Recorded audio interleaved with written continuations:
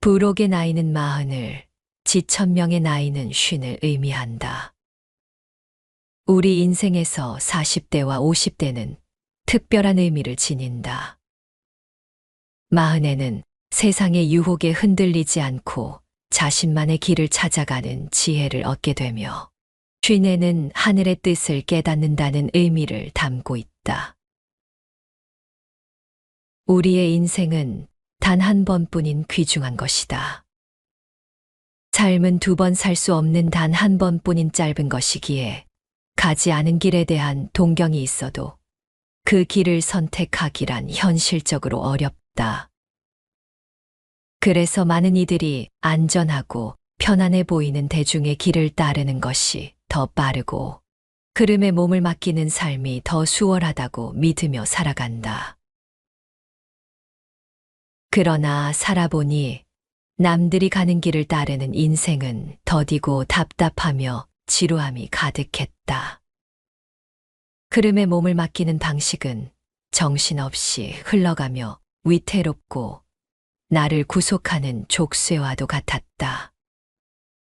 반면에 자신만의 길을 개척하는 인생은 비록 어려움이 따르지만 그 속에서 느끼는 자유와 성취감은 비교할 수 없을 정도로 컸다. 스스로 개척하는 삶은 비록 험난했지만 그 속에서 느낀 행복은 무엇과도 바꿀 수 없었다. 내가 주도적으로 세운 목표를 향해 나아가는 여정은 바쁘지만 그 바쁨 속에서 느껴지는 선명함과 즐거움은 마치 흐린 날씨 속에서 비로소 드러나는 찬란한 햇살과 같았다. 배울 만큼 배웠으나 삶의 기준은 자주 흔들린다. 들을 만큼 들었으나 무엇이 중요한지 가늠하기 어려울 때가 있다. 열심히 살았다고 자부했지만 그것은 그저 나의 기준일 수 있다. 나이가 들면 자연스레 지혜가 생겨날 줄 알았으나 그렇지 않다는 것을 알게 된다. 잘 살고 싶다고 하면서 저 잘난 맛의 수많은 조언은 흘려듣는다. 듣고 또 들어도 그저 스쳐 지나가는 바람에 불과하다. 그러니 많이 듣고 많이 읽는 것이 중요한 게 아니다. 한 권의 책을 읽더라도 한 사람의 이야기를 듣더라도 그 속에 담긴 마음이 중요한 것이다. 어떤 마음으로 임하느냐가 더 중요하다는 것을 깨달아야 한다. 40과 50 사이 인생의 중심에 서서 우리는 종종 자신의 삶을 되돌아보게 된다. 지금까지의 삶이 만족스러웠는지, 앞으로 어떻게 살아갈 것인지에 대해 깊이 고민해 보아야 한다. 이 시기는 단순히 인생의 중간 지점이 아니라 새로운 시작을 위한 중요한 전환점이 될 수 있다. 더 나은, 더 멋진 삶을 위해 자신을 돌아보고 단단히 다듬어야 할 때이다. 진정으로 의미 있는 삶을 살기 위해서는 자신의 내면을 강화하고 일과 관계에 대한 새로운 시각을 가져야 한다. 우리에게 필요한 것은 자신을 더 깊이 이해하고 일과 관계를 새롭게 정립하여 흔들림 없는 삶의 기준을 세우는 것이다. 흘러가는 대로 살고 싶지 않다면 나 자신이 내 삶의 주인이 되어야 한다.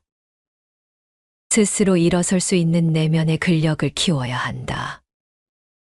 방황하며 흔들리고 싶지 않다면 내가 하는 일의 주인이 되어 흔들림 없이 앞으로 나아가는 힘을 길러야 한다. 외로이 살고 싶지 않다면 관계의 근력을 강화해 타인과 함께 살아가는 힘을 키워야 한다. 또한 타인과의 관계를 통해 함께 성장하고 행복을 나누는 법을 배워야 한다. 그 과정에서 고전의 지혜는 훌륭한 안내자가 될 수 있다. 그 중에서도 논어는 빛나는 길잡이가 된다. 삶에서 주체적인 기준을 세우는 법, 일에서 흔들림 없이 나아가는 태도, 그리고 사람들과 더불어 행복해지는 길을 배울 수 있다. 삶과 일, 관계는 서로 깊이 얽혀 있다. 나 자신을 단단히 다잡고 일에서 흔들림 없이 나아가며 관계 속에서 진정한 행복을 찾을 수 있는 지혜를 얻을 수 있다. 공자는 말했다. 본성은 서로 비슷하나 반복을 통해 서로 멀어진다. 그 어떤 조건도 달지 않고 꾸준히 반복하는 것만으로도 아름다운 결과를 만들어낼 수 있다는 이 말은 부족한 우리에게 늘 큰 힘이 되어준다. 끊임없는 노력과 반복은 우리를 더 나은 존재로 만들어준다. 흔들리고 답답할 때에도 앞으로 나아갈 수 있는 원동력이 되어준다. 반복이 모든 것을 이루는 힘이라면 잘하든 못하든 꾸준히 하는 것이 중요하다. 오늘의 반복이 내일의 나를 더 나은 존재로 만들어준다면 이보다 더 큰 희망은 없을 것이다. 누구나 최소 한 가지는 잘할 수 있다. 태어나면서 가진 게 많은 사람은 그렇지 않은 사람보다 더 빠르게 성취할 수는 있어도 그것은 시간의 문제일 뿐 가능과 불가능의 문제는 아니다. 누구나 여러 가지를 잘하기는 어렵지만 한 가지는 잘할 수 있는 열쇠가 바로 반복에 있다. 어떤 일이든 잘 알면 좋아하게 되고 좋아하면 잘하게 된다. 잘하게 되면 그 일을 오래 하기가 쉽고 오래 하다 보면 그 분야에서 최고가 될 수 있다. 결국 삶은 자신을 끊임없이 단련하고 발전시키는 과정이다. 나의 길을 끌고 가며 내가 선택한 삶을 사랑하고 그 안에서 진정한 나를 찾으며 성장해 나가는 여정이다. 오늘 낭독할 책은 40과 50 사이이다. 베스트셀러 50에 있는 논어의 저자가 2500년 자기 경영 교과서 논어에서 핵심 30수와 공자와 제자들의 이야기를 뽑아 이 책을 펴냈다. 자기 자신, 일, 관계의 기준을 새롭게 정립하고 살아가는데 필요한 조언을 들을 수 있을 것이다. 함께하면 즐겁고 편안한 친구가 되는 법.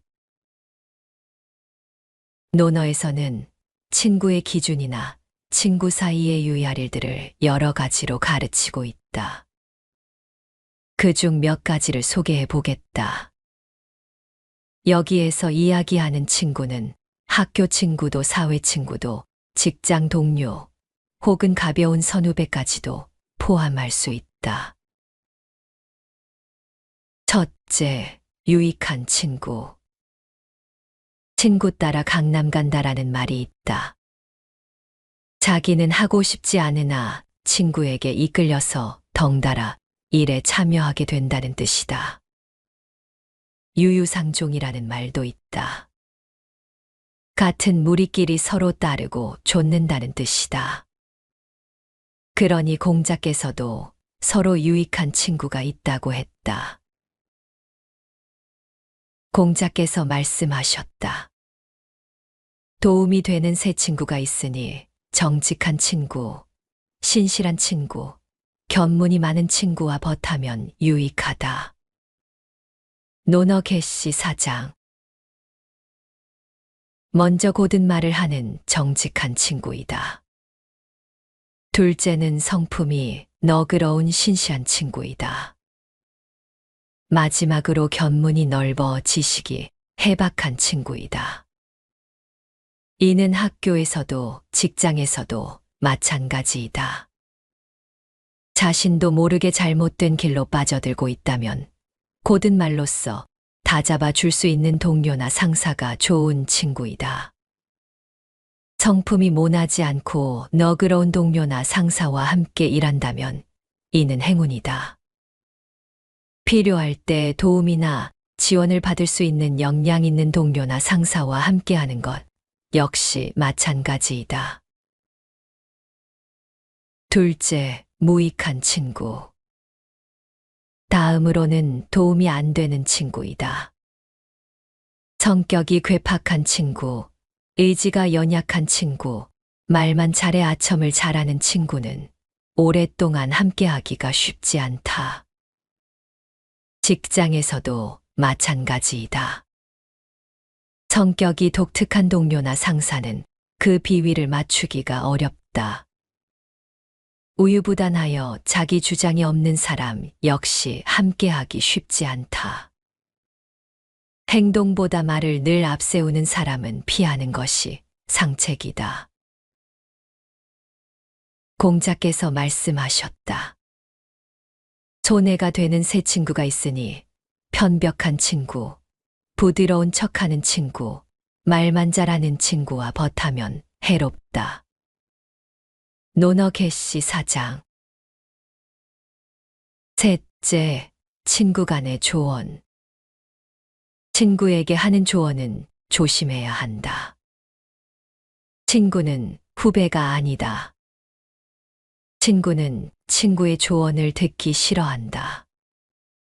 선배나 부모의 조언도 거부하는 경우가 적지 않은데, 하물며 친구의 조언은 더 말할 여지가 없다. 그러니 공자께서도 친구나 상사에게 조언할 때 유의해야 함을 이렇게 말하고 있다. 자유가 말하였다. 군주를 섬김에 간언을 자주 하면 욕을 당하고 친구에게 충고를 자주 하면 사이가 멀어진다.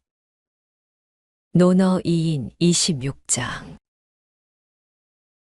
상사의 잘못이나 불합리한 처사가 생길 때마다 충고한다면 자신의 의도와는 다르게 욕을 당할 수가 있다. 역으로 그 어떤 경우라도 상사의 일이라면 예스맨이 되어도 종국에는 욕을 당할 수가 있다. 친구에게 조언이나 충고를 자주 해서는 안 된다. 의도와는 다르게 사이가 멀어지는 원인이 된다. 친구에게 충고를 듣는다는 건 쉬운 일이 아니기 때문이다. 중용을 지키기가 어렵지만 중용을 찾아가는 것이 삶의 지혜이다. 그것은 가족이나 친구에게도 마찬가지이다. 내가 하기 싫은 일은 남도 하기 싫다. 다른 사람의 도움을 받으려면 다른 사람의 마음을 알아야 편하다. 남편은 아내의 마음을 알아야 삶이 더 부드러워진다. 아내도 마찬가지이다. 부모와 자식 간에도 형제자매 간에도 마찬가지이다. 상사와 부하 간에도 스승과 제자 간에도 마찬가지이다. 친구 간에도 고객 간에도 그렇다. 그 어떤 관계에서든 그와 함께 평화롭게 살고 싶다면 그 사람의 마음을 알아야 한다.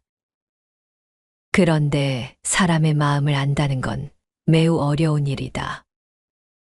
지난 수천 년 동안 그 문제를 많은 현인이 고민했지만 쉽게 해결되지 않고 있다.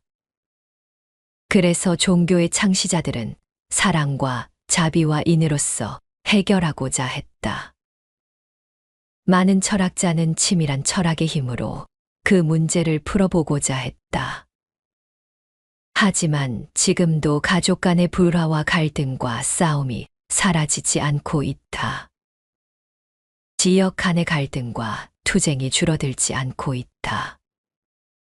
국가 간의 전쟁과 싸움이 끝없이 일어나고 있다. 부부 간에도, 형제 간에도, 가정에서도, 학교에서도, 기업에서도, 직장에서도, 교회에서도, 절에서도 시기와 갈등과 싸움은 줄어들 줄을 모른다. 자공이 물었다.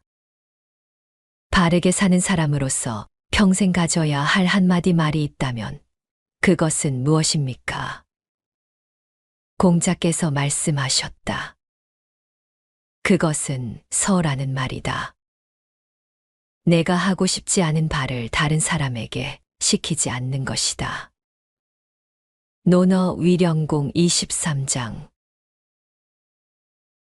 바르고 성실하게 살아가려 노력하는 사람에게 평생 필요한 한 글자가 있다면 그것은 어떤 글자인지를 물었다. 제자인 자공이 단도직입적으로 딱 한 글자만 알려달라고 했을 때 공자의 대답은 바로 서였다. 서는 용서라는 말이다. 용서는 받아들인다, 담는다는 의미이다. 서는 같을 여와 마음심이 더해진 글자로 같은 마음이다. 그러니 누군가를 용서한다는 것은 그의 마음과 나의 마음이 같아지는 것이다. 서로의 마음이 같아지려면 서로 상대의 입장에 서야 한다. 용서하는 사람은 용서받는 사람의 입장이, 용서받는 사람은 용서하는 사람의 입장이 되어야 가능하다. 상대의 입장에 서려면 기소불용물 시어인이 되어야 한다. 내가 하고 싶지 않은 바를 다른 사람에게 베풀지 말아야 한다. 일을 쉽게 풀면 아주 간단하다. 내가 욕 듣기 싫으면 내가 먼저 욕하지 않으면 된다. 다른 사람이 내게 짜증내는 것이 싫으면 내가 먼저 다른 사람에게 짜증내지 않으면 된다. 거만한 사람의 모습이 싫으면 내가 먼저 다른 사람에게 거만 떨지 않으면 된다. 이게 바로 기소불용물 시어인이다. 내가 하고 싶지 않은 바를 다른 사람에게 하지 않는 것이다. 이게 바로 서이다. 그런데 이게 여간 어려운 일이 아니다. 이게 쉬운 일이라면 기소불용물 시어인의 논어 어구는 이미 오래전에 사라졌을 것이다. 많은 사람이 욕하지 않고 짜증내지 않고 거만하지 않다면 공자께서 굳이 이 서를 말할 필요가 없기 때문이다. 그런데 2500년 전 사람들도 1000년 전 사람들도 지금 사람들도 자기는 욕 듣는 것을 싫어하면서도 다른 사람에게는 욕을 하고 있기에 서의 정신이 필요한 것이다. 어쩌면 이는 사람들이 세상에 존재하는 한 영원히 사라지지 않을 숙제이기도 하다. 사람은 홀로 태어나 함께 살다 홀로 죽어가는 존재이다. 처음과 끝은 혼자지만 우리의 삶은 혼자가 아니다. 처음에는 부모 자식의 연으로, 결혼하면 부부의 연으로, 학교에서는 스승과 제자의 연으로, 직장에서는 팀장과 팀원의 연으로, 시장에서는 상인과 고객의 연으로, 비행기를 타면 기장과 손님의 연으로, 극장에 가면 배우와 관객의 연으로, 군인이 되면 일병과 이병의 연으로 만난다. 관계의 기본은 어디서나 두 사람이다. 부모와 자식도, 형과 동생도, 언니와 동생도, 할머니와 손주도, 스승과 제자도, 팀장과 팀원도, 선장과 선원도, 상인과 손님도, 배우와 관객도, 상사와 부하도, 대부분의 관계는 늘 두 사람이 기본이다. 행복한 관계도 불행한 관계도 두 사람 사이에서 시작되고 마무리된다. 두 사람이 웃으면 세상은 따뜻해지고 두 사람이 찡그리면 세상은 차가워진다. 그것을 공자께서는 인이라고 했다. 이는 두 사람 간의 문제를 다루고 있다. 두 사람이 모였을 때 서로 사랑하고 서로 이해하고 서로 양보하고 서로 격려하면서 살아갈 수 있는 어진 마음이 바로 인이다. 남을 사랑하고 어질게 행동하는 것을 인한 마음, 인한 행동이라 한다. 그 두 사람이 가족으로 만나든 친구로 만나든 조직에서 상사와 부하로 만나든 갑과 을로 만나든 스승과 제자로 만나든 상인과 손님으로 만나든 그렇다. 그러므로 선은 인을 이루는 기술이자 방법이다. 수천 년 동안 알려진 공공연한 비밀이자 비법이다. 그것은 공자님이나 예수님이나 부처님이나 크게 다르지 않다. 당신이 대접받고 싶은 대로 상대를 대접하라는 성경의 가르침이나 상대를 가엾게 여겨 자비를 베풀라는 불경의 가르침이나 별반 다르지 않다. 두 사람이 모두 인하면 세상은 극락이 되고 천국이 된다. 둘 중에 한 사람만이라도 인하면 세상은 살만한 세상이 된다. 두 사람 모두가 불인하면 세상은 머지않아 지옥이 된다. 한 사람을 용서하는 것이 얼마나 어려운 일이면 세상을 떠나는 날에도 용서하지 못하고 용서를 못 받는 경우가 있다. 어떤 사람은 노인이 되어서야 가까스로 용서한다. 어떤 사람은 마음에 상처를 받은 지 10년이 되어서야 용서한다. 나와 상대의 입장을 바꾸어 본다는 것. 공자의 제자 중에는 스승으로부터 누가 가장 어진 사람으로 인정받았을까? 그는 바로 안회라는 제자였다. 공자께서 말씀하셨다. 안회는 그 마음이 3개월 동안 인을 떠나지 않았지만 그 나머지 제자들은 하루나 한 달에 한 번 이내에 이를 뿐이다. 논어 옹야 5장.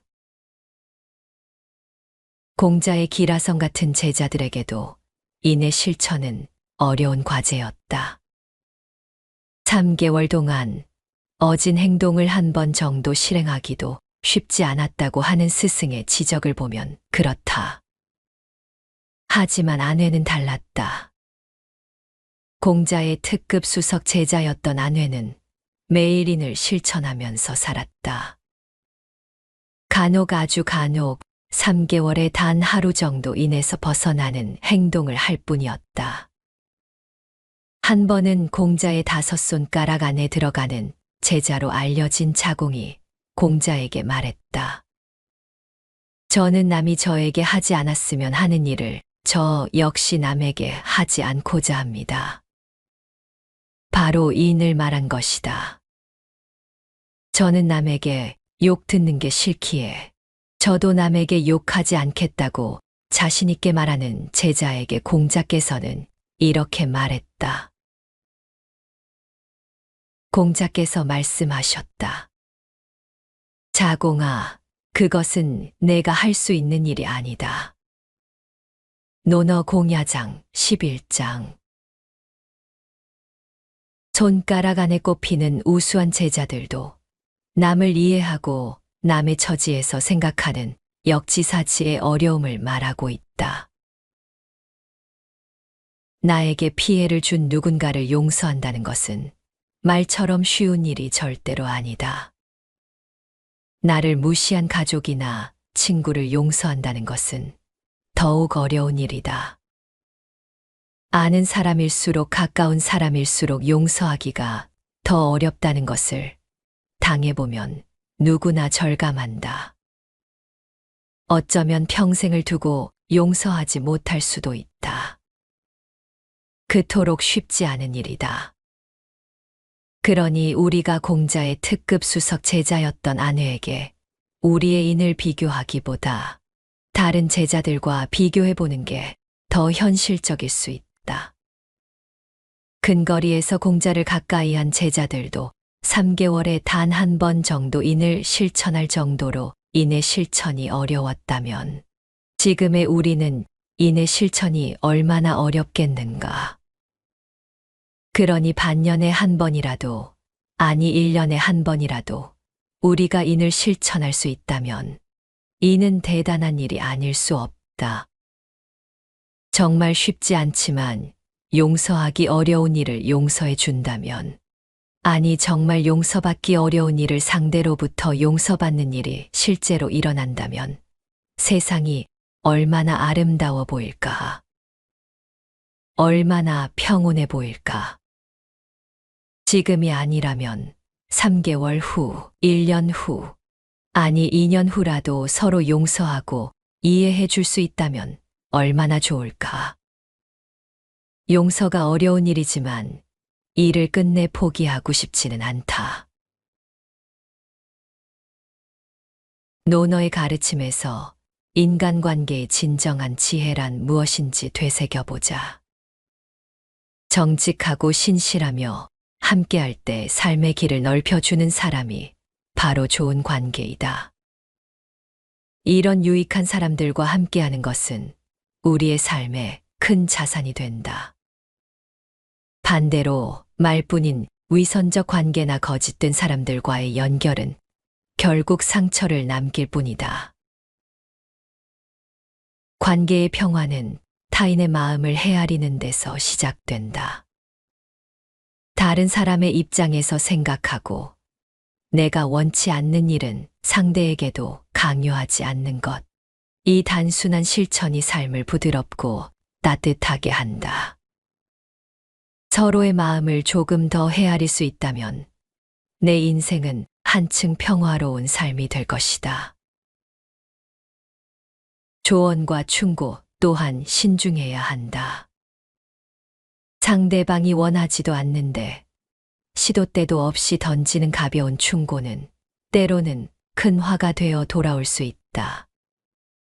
상대방이 필요할 때만 건네는 조언이 관계를 유지하고 발전시킬 수 있다. 무엇보다도 상대의 입장을 이해하고 기다릴 줄 아는 마음이 진정한 관계의 지혜이다. 그리고 우리에게 필요한 것은 용서다. 용서는 남의 잘못을 받아들이는 너그러움이며 서로의 마음을 하나로 만드는 힘이다. 용서를 통해 얽힌 마음들이 풀어질 때 우리는 비로소 더 나은 삶을 향해 나아갈 수 있다. 이해와 자비로 서로를 대하고 인내와 너그러움으로 관계를 맺어가는 이 길이야말로 진정한 성장의 길이다. 삶이 가끔 힘들고 험난할지라도 우리는 이 마음을 가슴에 품고 나아가자. 그것이 우리 자신을 성장시키고 다른 이들과 평화롭게 어우러질 수 있는 길이기 때문이다.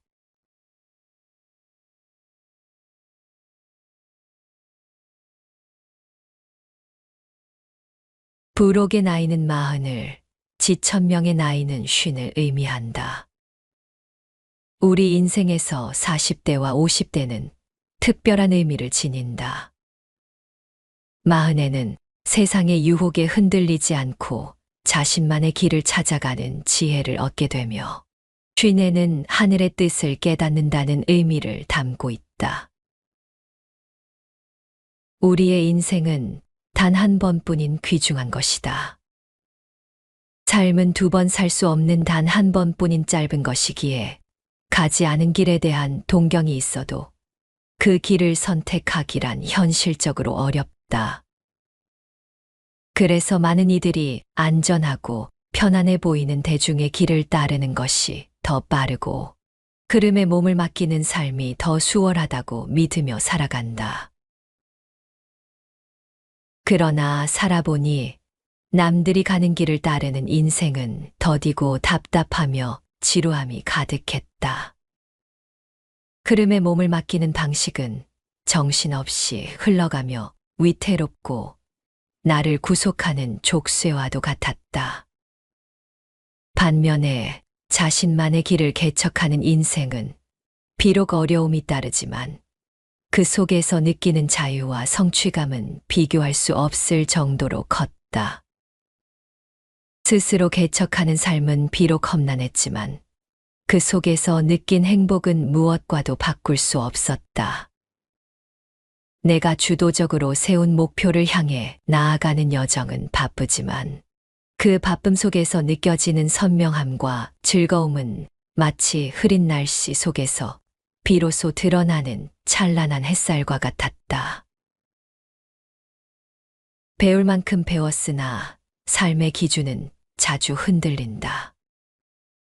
들을 만큼 들었으나 무엇이 중요한지 가늠하기 어려울 때가 있다. 열심히 살았다고 자부했지만 그것은 그저 나의 기준일 수 있다. 나이가 들면 자연스레 지혜가 생겨날 줄 알았으나 그렇지 않다는 것을 알게 된다. 잘 살고 싶다고 하면서 저 잘난 맛의 수많은 조언은 흘려듣는다.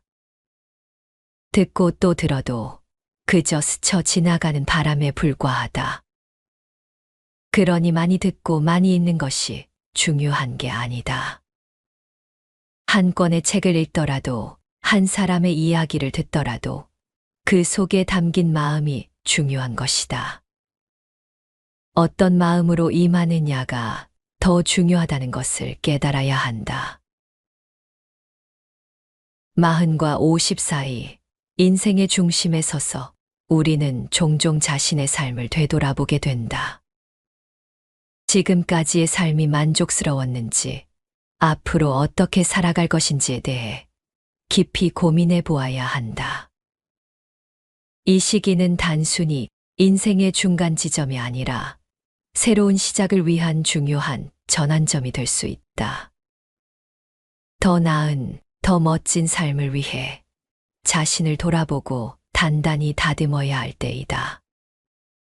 진정으로 의미 있는 삶을 살기 위해서는 자신의 내면을 강화하고 일과 관계에 대한 새로운 시각을 가져야 한다. 우리에게 필요한 것은 자신을 더 깊이 이해하고 일과 관계를 새롭게 정립하여 흔들림 없는 삶의 기준을 세우는 것이다. 흘러가는 대로 살고 싶지 않다면 나 자신이 내 삶의 주인이 되어야 한다. 스스로 일어설 수 있는 내면의 근력을 키워야 한다. 방황하며 흔들리고 싶지 않다면 내가 하는 일의 주인이 되어 흔들림 없이 앞으로 나아가는 힘을 길러야 한다.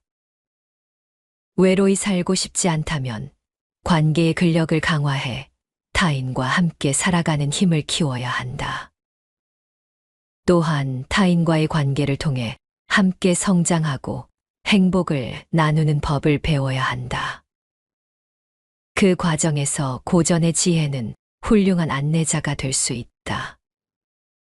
그 중에서도 논어는 빛나는 길잡이가 된다. 삶에서 주체적인 기준을 세우는 법, 일에서 흔들림 없이 나아가는 태도, 그리고 사람들과 더불어 행복해지는 길을 배울 수 있다. 삶과 일, 관계는 서로 깊이 얽혀 있다. 나 자신을 단단히 다잡고 일에서 흔들림 없이 나아가며 관계 속에서 진정한 행복을 찾을 수 있는 지혜를 얻을 수 있다. 공자는 말했다.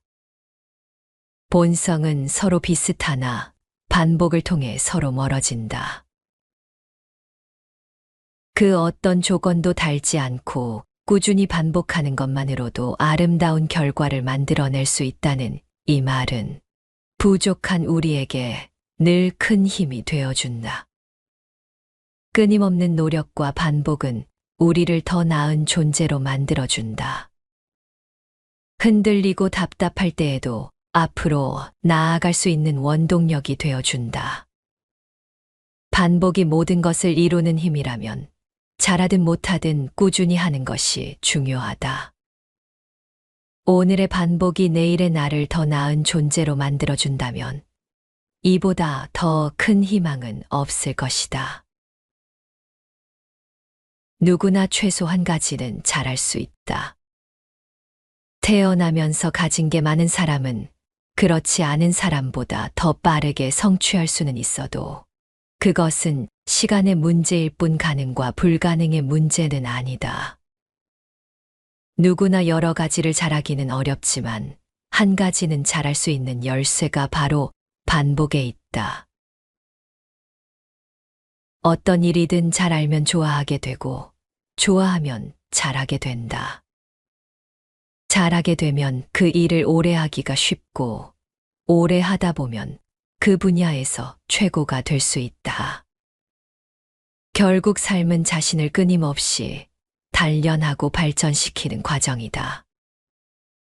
나의 길을 끌고 가며 내가 선택한 삶을 사랑하고 그 안에서 진정한 나를 찾으며 성장해 나가는 여정이다. 오늘 낭독할 책은 40과 50 사이이다. 베스트셀러 50에 있는 논어의 저자가 2500년 자기 경영 교과서 논어에서 핵심 30수와 공자와 제자들의 이야기를 뽑아 이 책을 펴냈다. 자기 자신, 일, 관계의 기준을 새롭게 정립하고 살아가는데 필요한 조언을 들을 수 있을 것이다. 함께하면 즐겁고 편안한 친구가 되는 법. 논어에서는 친구의 기준이나 친구 사이의 유의할 일들을 여러 가지로 가르치고 있다. 그중 몇 가지를 소개해 보겠다. 여기에서 이야기하는 친구는 학교 친구도 사회 친구도 직장 동료 혹은 가벼운 선후배까지도 포함할 수 있다. 첫째, 유익한 친구. 친구 따라 강남 간다라는 말이 있다. 자기는 하고 싶지 않으나 친구에게 이끌려서 덩달아 일에 참여하게 된다는 뜻이다. 유유상종이라는 말도 있다. 같은 무리끼리 서로 따르고 좇는다는 뜻이다. 그러니 공자께서도 서로 유익한 친구가 있다고 했다. 공자께서 말씀하셨다. 도움이 되는 새 친구가 있으니 정직한 친구, 신실한 친구, 견문이 많은 친구와 벗하면 유익하다. 논어 개시 4장. 먼저 고든 말을 하는 정직한 친구이다. 둘째는 성품이 너그러운 신시한 친구이다. 마지막으로 견문이 넓어 지식이 해박한 친구이다. 이는 학교에서도 직장에서도 마찬가지이다. 자신도 모르게 잘못된 길로 빠져들고 있다면 고든 말로써 다잡아 줄 수 있는 동료나 상사가 좋은 친구이다. 성품이 모나지 않고 너그러운 동료나 상사와 함께 일한다면 이는 행운이다. 필요할 때 도움이나 지원을 받을 수 있는 역량 있는 동료나 상사와 함께하는 것 역시 마찬가지이다. 둘째, 무익한 친구. 다음으로는 도움이 안 되는 친구이다. 성격이 괴팍한 친구, 의지가 연약한 친구, 말만 잘해 아첨을 잘하는 친구는 오랫동안 함께하기가 쉽지 않다. 직장에서도 마찬가지이다. 성격이 독특한 동료나 상사는 그 비위를 맞추기가 어렵다. 우유부단하여 자기 주장이 없는 사람 역시 함께하기 쉽지 않다. 행동보다 말을 늘 앞세우는 사람은 피하는 것이 상책이다. 공자께서 말씀하셨다. 손해가 되는 새 친구가 있으니 편벽한 친구, 부드러운 척하는 친구, 말만 잘하는 친구와 벗하면 해롭다. 논어 개시 4장. 셋째, 친구 간의 조언. 친구에게 하는 조언은 조심해야 한다. 친구는 후배가 아니다. 친구는 친구의 조언을 듣기 싫어한다.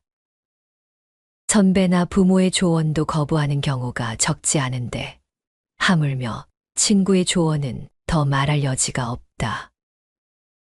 그러니 공자께서도 친구나 상사에게 조언할 때 유의해야 함을 이렇게 말하고 있다. 자유가 말하였다. 군주를 섬김에 간언을 자주 하면 욕을 당하고 친구에게 충고를 자주 하면 사이가 멀어진다. 논어 2인 26장. 상사의 잘못이나 불합리한 처사가 생길 때마다 충고한다면 자신의 의도와는 다르게 욕을 당할 수가 있다. 역으로 그 어떤 경우라도 상사의 일이라면 예스맨이 되어도 종국에는 욕을 당할 수가 있다. 친구에게 조언이나 충고를 자주 해서는 안 된다. 의도와는 다르게 사이가 멀어지는 원인이 된다. 친구에게 충고를 듣는다는 건 쉬운 일이 아니기 때문이다. 중용을 지키기가 어렵지만 중용을 찾아가는 것이 삶의 지혜이다. 그것은 가족이나 친구에게도 마찬가지이다. 내가 하기 싫은 일은 남도 하기 싫다. 다른 사람의 도움을 받으려면 다른 사람의 마음을 알아야 편하다. 남편은 아내의 마음을 알아야 삶이 더 부드러워진다. 아내도 마찬가지이다. 부모와 자식 간에도 형제자매 간에도 마찬가지이다. 상사와 부하 간에도 스승과 제자 간에도 마찬가지이다. 친구 간에도 고객 간에도 그렇다. 그 어떤 관계에서든 그와 함께 평화롭게 살고 싶다면 그 사람의 마음을 알아야 한다. 그런데 사람의 마음을 안다는 건 매우 어려운 일이다. 지난 수천 년 동안 그 문제를 많은 현인이 고민했지만 쉽게 해결되지 않고 있다. 그래서 종교의 창시자들은 사랑과 자비와 인으로써 해결하고자 했다. 많은 철학자는 치밀한 철학의 힘으로 그 문제를 풀어보고자 했다. 하지만 지금도 가족 간의 불화와 갈등과 싸움이 사라지지 않고 있다. 지역 간의 갈등과 투쟁이 줄어들지 않고 있다. 국가 간의 전쟁과 싸움이 끝없이 일어나고 있다. 부부 간에도, 형제 간에도, 가정에서도, 학교에서도, 기업에서도, 직장에서도, 교회에서도, 절에서도 시기와 갈등과 싸움은 줄어들 줄을 모른다. 자공이 물었다. 바르게 사는 사람으로서 평생 가져야 할 한마디 말이 있다면 그것은 무엇입니까? 공자께서 말씀하셨다. 그것은 서라는 말이다. 내가 하고 싶지 않은 바를 다른 사람에게 시키지 않는 것이다. 논어 위령공 23장. 바르고 성실하게 살아가려 노력하는 사람에게 평생 필요한 한 글자가 있다면 그것은 어떤 글자인지를 물었다. 제자인 자공이 단도직입적으로 딱 한 글자만 알려달라고 했을 때 공자의 대답은 바로 서였다. 서는 용서라는 말이다. 용서는 받아들인다, 담는다는 의미이다. 서는 같을 여와 마음심이 더해진 글자로 같은 마음이다. 그러니 누군가를 용서한다는 것은 그의 마음과 나의 마음이 같아지는 것이다. 서로의 마음이 같아지려면 서로 상대의 입장에 서야 한다.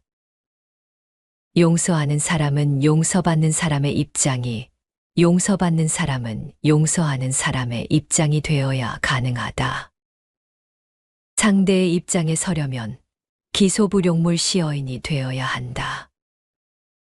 내가 하고 싶지 않은 바를 다른 사람에게 베풀지 말아야 한다. 일을 쉽게 풀면 아주 간단하다. 내가 욕 듣기 싫으면 내가 먼저 욕하지 않으면 된다. 다른 사람이 내게 짜증내는 것이 싫으면 내가 먼저 다른 사람에게 짜증내지 않으면 된다. 거만한 사람의 모습이 싫으면 내가 먼저 다른 사람에게 거만 떨지 않으면 된다. 이게 바로 기소불용물 시어인이다. 내가 하고 싶지 않은 바를 다른 사람에게 하지 않는 것이다. 이게 바로 서이다. 그런데 이게 여간 어려운 일이 아니다. 이게 쉬운 일이라면 기소불용물 시어인의 논어 어구는 이미 오래전에 사라졌을 것이다. 많은 사람이 욕하지 않고 짜증내지 않고 거만하지 않다면 공자께서 굳이 이 서를 말할 필요가 없기 때문이다. 그런데 2500년 전 사람들도 1000년 전 사람들도 지금 사람들도 자기는 욕 듣는 것을 싫어하면서도 다른 사람에게는 욕을 하고 있기에 서의 정신이 필요한 것이다. 어쩌면 이는 사람들이 세상에 존재하는 한 영원히 사라지지 않을 숙제이기도 하다. 사람은 홀로 태어나 함께 살다 홀로 죽어가는 존재이다. 처음과 끝은 혼자지만 우리의 삶은 혼자가 아니다.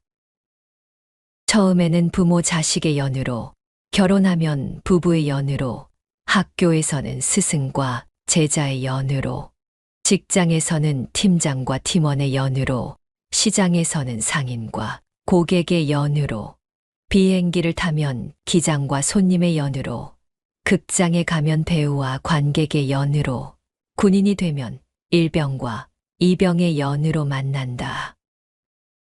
관계의 기본은 어디서나 두 사람이다. 부모와 자식도, 형과 동생도, 언니와 동생도, 할머니와 손주도, 스승과 제자도, 팀장과 팀원도, 선장과 선원도, 상인과 손님도, 배우와 관객도, 상사와 부하도, 대부분의 관계는 늘 두 사람이 기본이다. 행복한 관계도 불행한 관계도 두 사람 사이에서 시작되고 마무리된다. 두 사람이 웃으면 세상은 따뜻해지고 두 사람이 찡그리면 세상은 차가워진다. 그것을 공자께서는 인이라고 했다. 이는 두 사람 간의 문제를 다루고 있다. 두 사람이 모였을 때 서로 사랑하고 서로 이해하고 서로 양보하고 서로 격려하면서 살아갈 수 있는 어진 마음이 바로 인이다. 남을 사랑하고 어질게 행동하는 것을 인한 마음, 인한 행동이라 한다. 그 두 사람이 가족으로 만나든 친구로 만나든 조직에서 상사와 부하로 만나든 갑과 을로 만나든 스승과 제자로 만나든 상인과 손님으로 만나든 그렇다. 그러므로 서는 인을 이루는 기술이자 방법이다. 수천 년 동안 알려진 공공연한 비밀이자 비법이다. 그것은 공자님이나 예수님이나 부처님이나 크게 다르지 않다. 당신이 대접받고 싶은 대로 상대를 대접하라는 성경의 가르침이나 상대를 가엾게 여겨 자비를 베풀라는 불경의 가르침이나 별반 다르지 않다. 두 사람이 모두 인하면 세상은 극락이 되고 천국이 된다. 둘 중에 한 사람만이라도 인하면 세상은 살만한 세상이 된다. 두 사람 모두가 불인하면 세상은 머지않아 지옥이 된다. 한 사람을 용서하는 것이 얼마나 어려운 일이면 세상을 떠나는 날에도 용서하지 못하고 용서를 못 받는 경우가 있다. 어떤 사람은 노인이 되어서야 가까스로 용서한다. 어떤 사람은 마음에 상처를 받은 지 10년이 되어서야 용서한다. 나와 상대의 입장을 바꾸어 본다는 것. 공자의 제자 중에는 스승으로부터 누가 가장 어진 사람으로 인정받았을까? 그는 바로 안회라는 제자였다. 공자께서 말씀하셨다. 안회는 그 마음이 3개월 동안 인을 떠나지 않았지만 그 나머지 제자들은 하루나 한 달에 한 번 이내에 이를 뿐이다. 논어 옹야 5장 공자의 기라성 같은 제자들에게도 인의 실천은 어려운 과제였다. 3개월 동안 어진 행동을 한 번 정도 실행하기도 쉽지 않았다고 하는 스승의 지적을 보면 그렇다. 하지만 안회는 달랐다. 공자의 특급 수석 제자였던 안회는 매일 인을 실천하면서 살았다. 아주 간혹 3개월에 단 하루 정도 인에서 벗어나는 행동을 할 뿐이었다. 한 번은 공자의 5손가락 안에 들어가는 제자로 알려진 자공이 공자에게 말했다. 저는 남이 저에게 하지 않았으면 하는 일을 저 역시 남에게 하지 않고자 합니다. 바로 이 인을 말한 것이다. 저는 남에게 욕 듣는 게 싫기에 저도 남에게 욕하지 않겠다고 자신 있게 말하는 제자에게 공자께서는 이렇게 말했다. 공자께서 말씀하셨다. 자공아, 그것은 내가 할 수 있는 일이 아니다. 논어 공야장 11장. 손가락 안에 꼽히는 우수한 제자들도 남을 이해하고 남의 처지에서 생각하는 역지사지의 어려움을 말하고 있다. 나에게 피해를 준 누군가를 용서한다는 것은 말처럼 쉬운 일이 절대로 아니다.